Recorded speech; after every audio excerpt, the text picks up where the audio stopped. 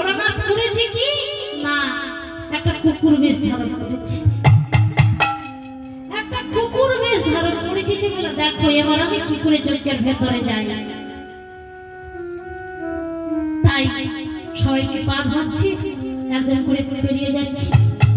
এমন সময় ভগবান শ্রীকৃষ্ণ সবারই পা ধরছে, এখানটা ফাঁক আছে, পায়ের এখানটা ফাঁক আছে। এবার ওই কুকুর বেশ ভোলানাথ সেখানে পার হতে যাচ্ছে।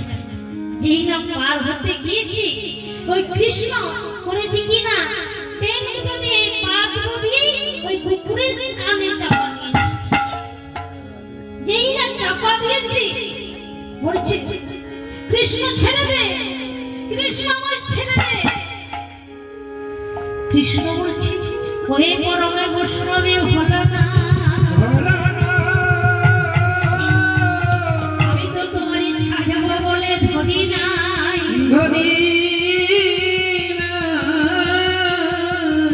তোমার মতো বৈষ্ণবের দুটি চরণে ধোয়ালে হয়তো আমার কম হতো।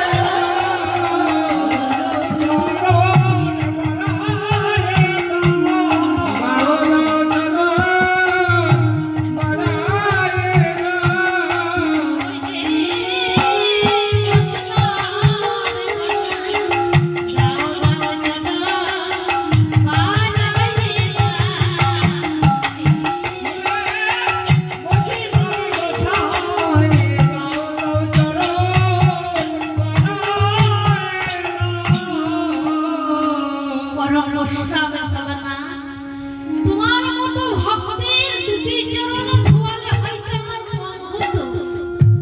তাই তো কৃপা করে তুমি আমার চারটি চরণ দিয়েছো, তাই এবার চরণ বানিয়ে দাও। আর যতই কৃষ্ণই পা দিয়ে চাপা দিচ্ছে, এইখানে চাপা পড়ছে ওই কুকুর বেশ ভোলানাথ। যেই না এখানে চাপা পড়ছে ততই বলছে কৃষ্ণ আমায় ছেড়ে দে, কৃষ্ণ আমায় ছেড়ে দে। কৃষ্ণ বলছে আমি ছাড়বো বলে তো ধরিনি, দেখো এবার তোমার আমি কি করছি। কৃষ্ণ আমায় ছেড়ে দে। একদম চুপ, একদম চুপ। ওই কুকুর বেশ ভোলানাথকে নিয়ে গিয়ে একটা দড়ি দিয়ে আষ্টে পৃষ্ঠে বেঁধে গাছে বেঁধে, যেই না বেঁধেছে এবার বলছে চরম দুঃখের ব্যবস্থা কি করি। যেই না কুকুর বেশ ভোলানাথকে একটা গাছে বেঁধেছে, এবার চারটি চরণ এক জায়গায় করে বেঁধেছে। আর ওই যে কুকুর বেশ ভোলানাথ আমার নয়নে জলে মুখ ভেসে যাচ্ছে, নয়নে জলে মুখ ভেসে যাচ্ছে। ভোলানাথ আর বেশি আসতেও পারছে না, আর নয়নে জলে মুখ ভাসাচ্ছে। বলছে ও কৃষ্ণ আমি আর এমন ভুল করবো না,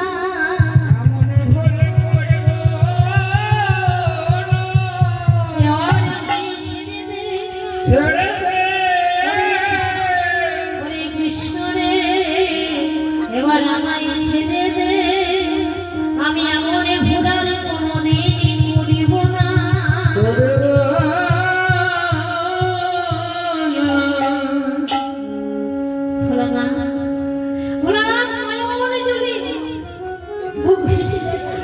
কিছু আর বলতে পারছে না। এমন সময় কৃষ্ণ করেছে কি চারটি চরণ এক জায়গায় নিয়ে বেঁধে সবারই চরণ ধোয়াচ্ছে, জল দি সবারই চরণ ধোয়াচ্ছে, জল দি। আর ভগবান শ্রীকৃষ্ণ ওই ভোলানাথের চরণ ধোয়াচ্ছে কি জন্য? কোন খালে বিলের জলে নয়, নদী নাগারে জলে না,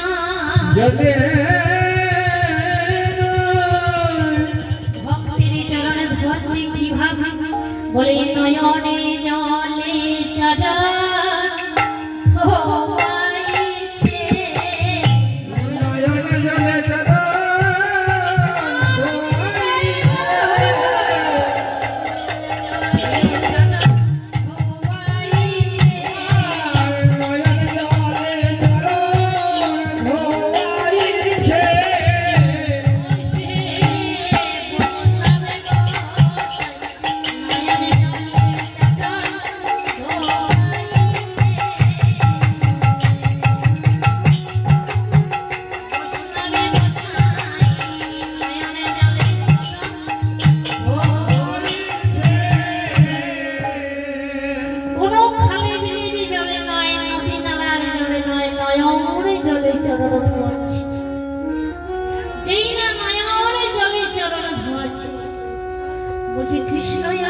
নয়নে জলে চরণের ধোয় বলি ও কৃষ্ণ এমনি করে যেমন আমায় করে তুমি চরণের ধোয়ালে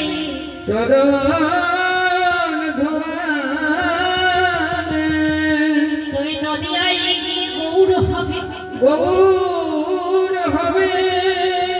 আমি হব অদ্বৈত আচার্য গোসাই তাই আমি সেদিন কি করবো জানো তখন আমি এমনি করে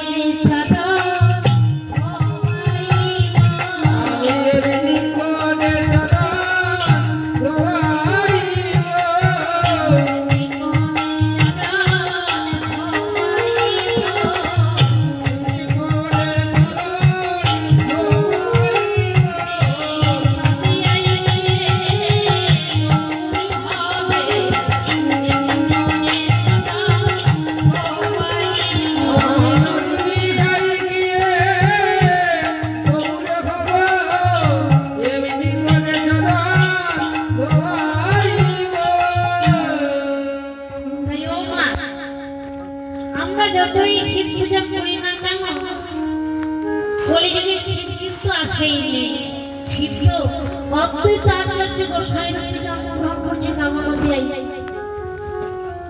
শিব ঠাকুর তখন বলল যে ভগবান আমি আর শিব বেশটা ধারণ করব না আমি হব অদ্বৈত আচার্য গোসাই তাই শিব ঠাকুর ওই যে ভগবানের কাছে অপরাধ করেছিল তাই এই কলিযুগে শিবটা না ধারণ করি যদি বলি আমি শিব ধারণ করে নেই কলিযুগ ভালো নয় কলিযুগটা ভালো নয় তা নয় এই যে ভগবানের কাছে অপরাধ করে ফেলেছিল তাই এই কলিযুগে শিব ধারণ করে এই দেওয়ালের মহাদেব শিব ধরে নেই অদ্বৈত আচার্য গোসাই হয়ে এসেছে